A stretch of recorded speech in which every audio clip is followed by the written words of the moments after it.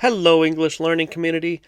I'm an English teacher, and my students always ask me, hey, what's the one secret that will really help me to be good at English? What's the one thing I really need to know to pass this test?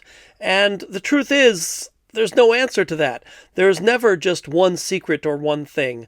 So I started to think about it, and I thought it's actually a lot of secrets or a lot of little things, little tips that can help you be a great English language learner, a great English language student.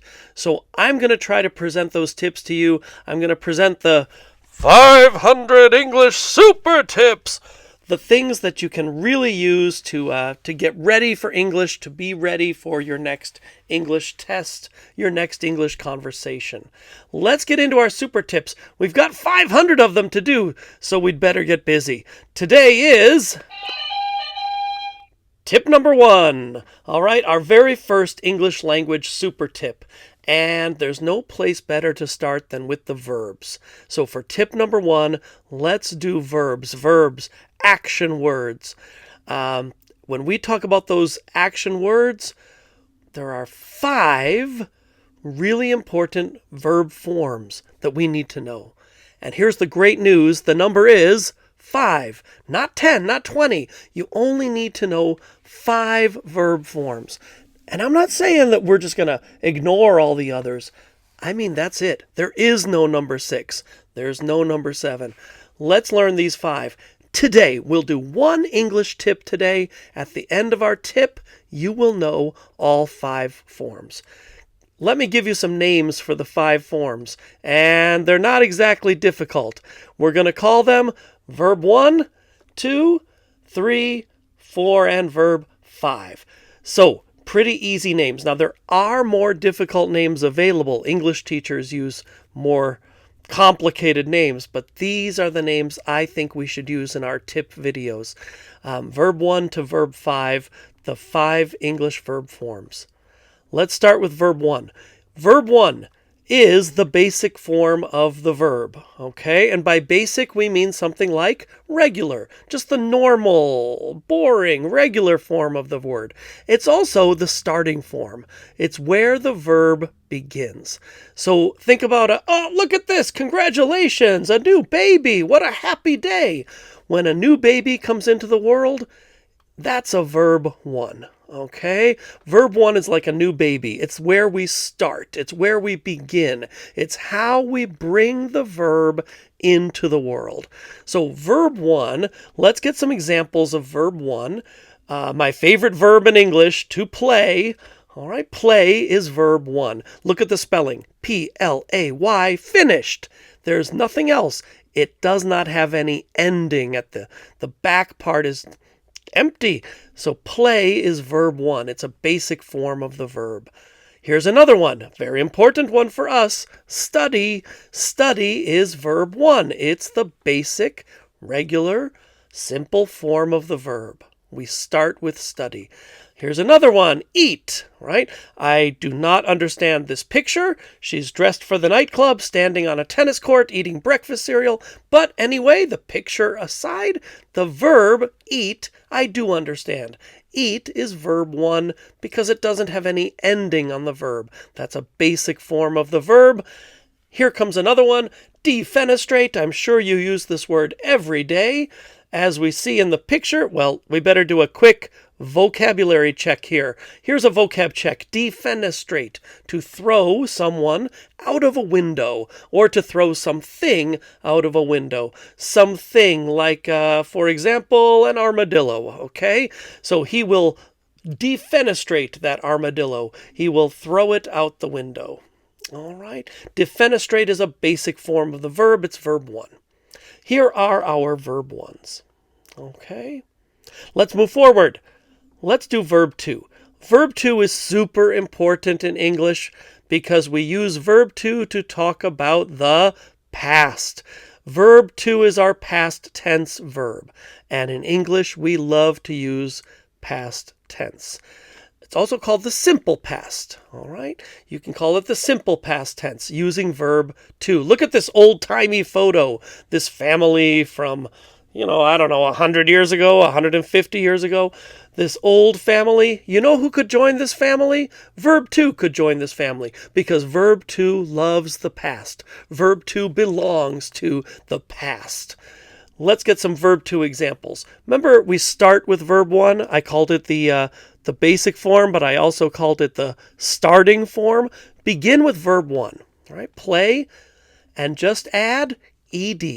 You add ed and you get verb 2, played. This is for the past.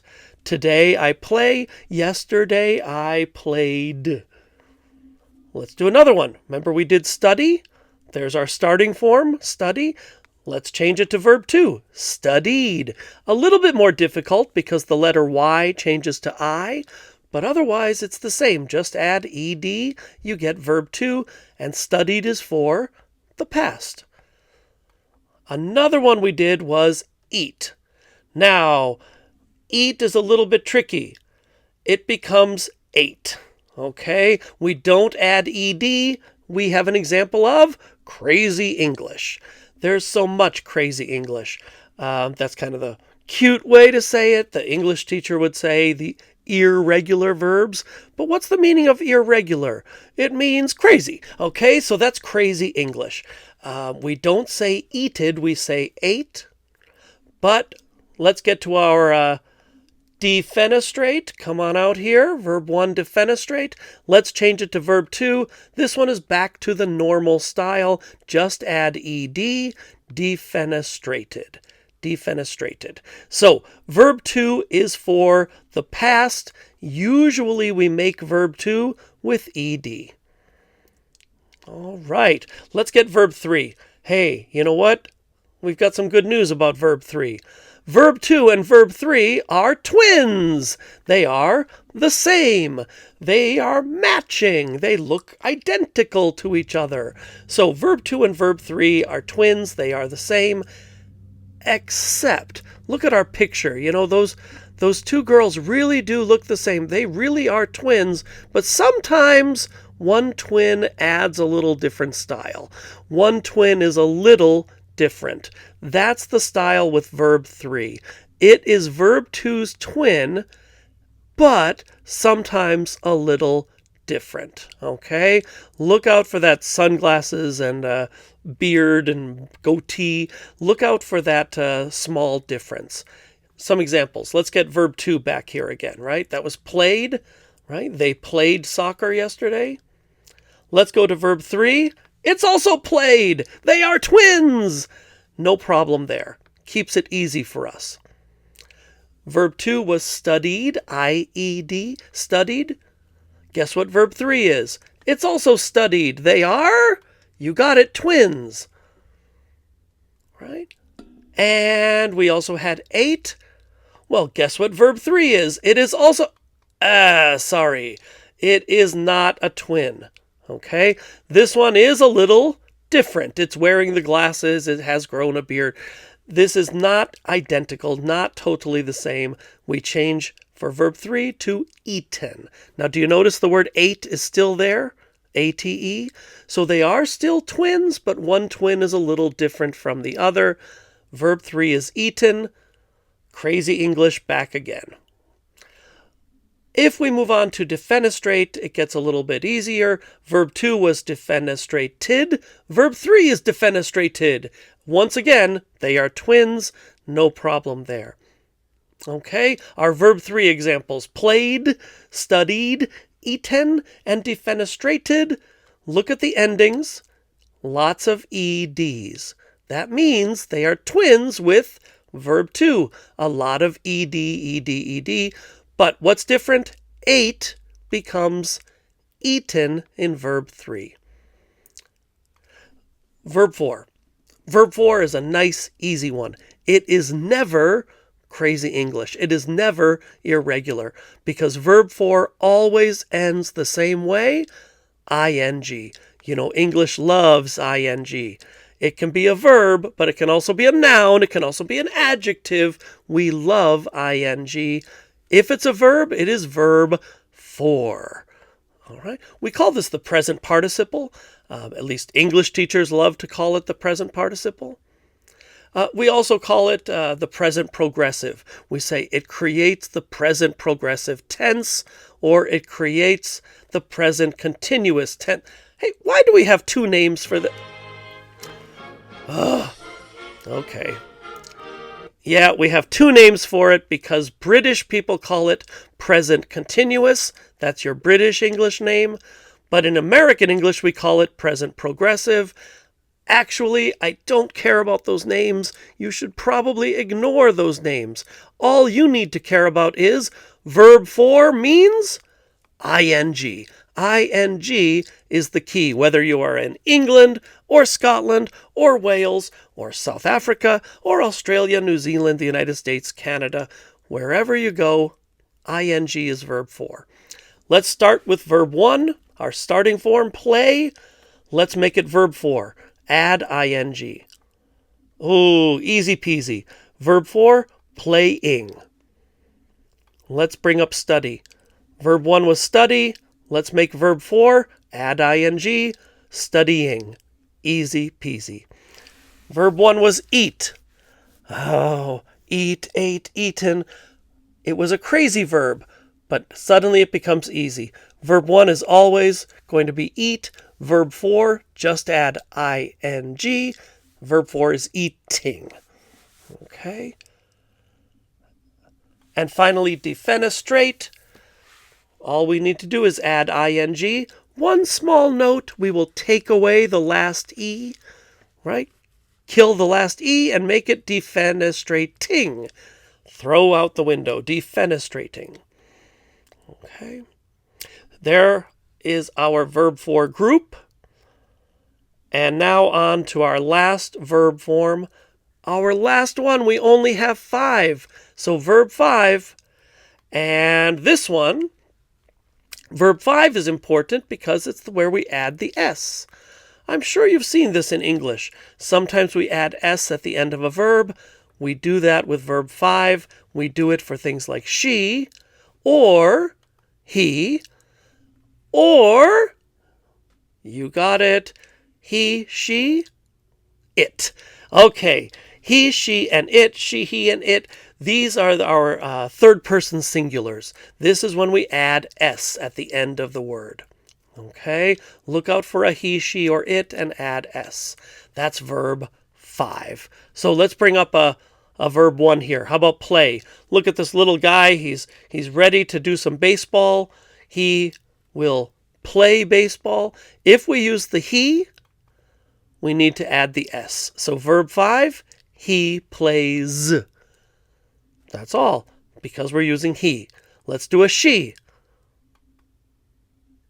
There we go. Okay, she would be verb 5. So let's get verb 5 in there. She studies. The Y becomes the I. Then we add the S on the end. She studies. Let's bring up another example here. What about eat? Oh, what do we have? Do we have a he or a she? Hey, look, maybe you want to get down there and check, but for me, I'm just going to say it, okay? I'm just going to say it. If we use he, she, or it, we add S. That's verb 5. It eats. And then finally, another verb 5, a robot, right? The robot is not a he or a she. The robot is an it. It defenestrates, right? By the way, this is Elon Musk's dream, a team of robots that throws human workers out the window. But that's a topic for another video. Let's stick to verb 5. When we use it, we add S. It defenestrates. Well, bring it back to our list. There we go. Plays, studies, eats, defenestrates. All of those are verb 5. We've got all of our verb forms. That's the whole list, guys. Verb 1, 2, 3, 4, and 5, and finished. Let's do a quick review. What did we do for soccer? Okay, where do we start? We start at verb 1. Verb 1 is the basic form or the starting form. Get up to verb 1, we used play. Now, what happens if it was in the past? Yesterday they played. What about verb 3? Verb 2 and verb 3 are twins. So verb 3, played. Verb 4, no problem. Always the same for verb 4, ing. Verb 4 was playing, and verb 5, we add s, so we get plays. Start with verb 1 and change the ending for each form. Beautiful. Let's do another review. How about our young lady with the dog there? Yeah, there we go. I love it. The dog is also trying to read the book. Good for you, dog. You'll be reading English in no time. Let's do a quick review. What was our basic form? We started with study. If it's in the past, we do studied. Verb 3 is a twin, so studied again. Verb 4 adds ing. And verb 5, she, add the s, she studies. Beautiful. Okay, here comes eat. Eat, ate, eaten, eating, and eats. Remember, be careful of crazy English. Verb 2 and verb 3 are your danger words. If you're preparing for an English test or exam, that's where you've got to be careful. Ate and eaten are your danger words. They are crazy English. Okay. And we also did defenestrate, to throw something out the window, with all of the different endings, verbs 1, 2, 3, 4, and verb 5. Beautiful. Hey, wait a minute. Oh, they look really tense, right? Tense means nervous, but I'm using it here to try to make a small joke. Tense is also our word for the different time expressions in English.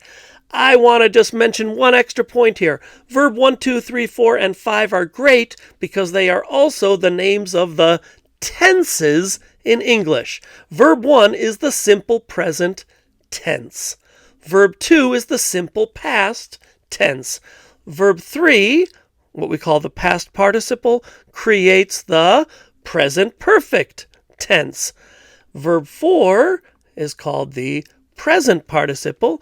It creates the present progressive tense. Or, if you happen to be speaking British English, it creates the present continuous tense. Very good. I tried my best. They can't all be winners, okay? Verb 5 is for third person singular. Third person means she, he, it. So third person singular is called the simple present tense also. Please notice verb 1. Then down to verb 5, same tense. They are both for the simple present. These are your tenses. All of the verbs, all of our verb forms create a tense. Okay, there you go. So you have not just learned these 5 little verb endings. You have really learned 5 verb tenses in this small video today. We have learned these 5 verb forms, and 5 is the magic number. We don't have a number 6, a number 7, or a number 20, or a number 50. We only have 5 forms, and now you know all of them. Beautiful job today on tip number 1. Congratulations. You are finished with the first tip. The bad news is we have 499 more coming because this is 500 English Super Tips. Listen, I really thank you for joining me, and I hope you'll be back for the next video. If you would like to just hit the like button and please subscribe, you'll be able to catch the next tip when it comes out. I'm going to try to do them every Monday, every Friday for you. Okay? Also, I'll see you in tip number 2. Share that with your friends. Share that with other students. Let them know about it. And my final point, go down to the comments. Do you have a question about the 5 verb forms? If you have a question, if you have a difficulty, put it in the comments. I'll be happy to answer it there. You'll not only be helping yourself, but helping other people too. Thank you, everybody. Great job on tip number 1. I'll see you soon for tip number 2. Bye-bye.